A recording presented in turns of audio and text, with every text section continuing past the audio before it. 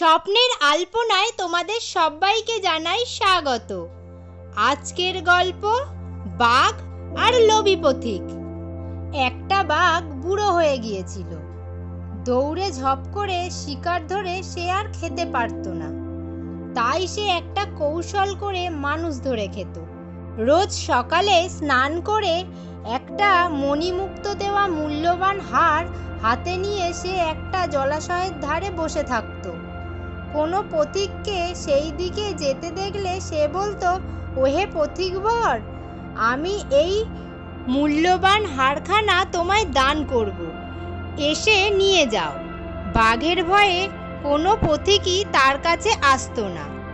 কিন্তু একদিন মণিমুক্ত দেওয়া মূল্যবান হার দেখে এক পথিকের বড় লোভ হলো।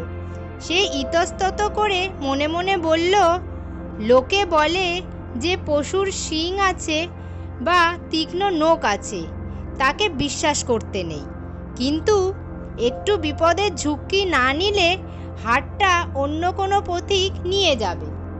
পথিককে চিন্তিত দেখে বাঘ বলল, আমায় ভয় করো না, আমি ছোটবেলায় অনেক অন্যায় কাজ করেছিলাম, তাই আমি আমার স্ত্রী আর পুত্রদের হারিয়েছি। পরে এক সাধু আমায় বলেছেন, তুমি রোজ দান করবে, দান করলে পুণ্য হবে। তাছাড়া দেখো, আমি বুড়ো হয়ে গেছি, আমার দাঁত নড়বড়ে হয়ে গেছে, নখও ভোঁতা হয়ে গেছে। তোমার মতো গরিব পথিককে মূল্যবান এই হারখানা দান করতে পারলে আমার অনেক পুণ্য হবে। আর দেরি না করে জলটার উপর দিয়ে হেঁটে চলে এসো আর এই মূল্যবান হারটা নিয়ে যাও। বাঘের কথা মতো লোভী পথিক জলাভূমির উপর দিয়ে হেঁটে আসতে লাগলো। কিন্তু জলাভূমিতে এত কাদা ছিল যে ওই পথিকের পা থেকে কোমর অবধি সেই কাদায় ডুবে গেল। আর বাঘ তাই চেয়েছিল।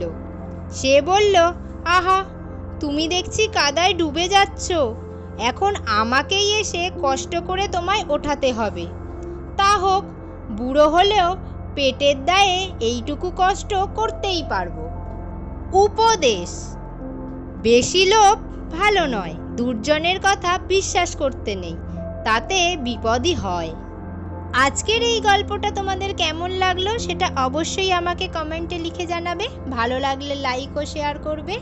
আর যারা নতুন বন্ধু আজকেই আমার এই গল্পটা প্রথমবার দেখছো, তাদের প্রত্যেক দিনের মতো আজও বলে রাখছি, তোমরা যদি এখনও আমার চ্যানেলকে সাবস্ক্রাইব না করে থাকো তাহলে তাড়াতাড়ি আমার চ্যানেলটাকে সাবস্ক্রাইব করে দাও, যাতে পরবর্তীতে দেওয়া গল্পগুলো তোমরা কোনোভাবেই মিস না করে যাও। আজ তাহলে এই পর্যন্তই থাক। দেখা হচ্ছে পরের ভিডিওতে আরেকটা গল্প নিয়ে। ততক্ষণ পর্যন্ত তোমরা সবাই ভালো থাকো এবং সুস্থ থাকো।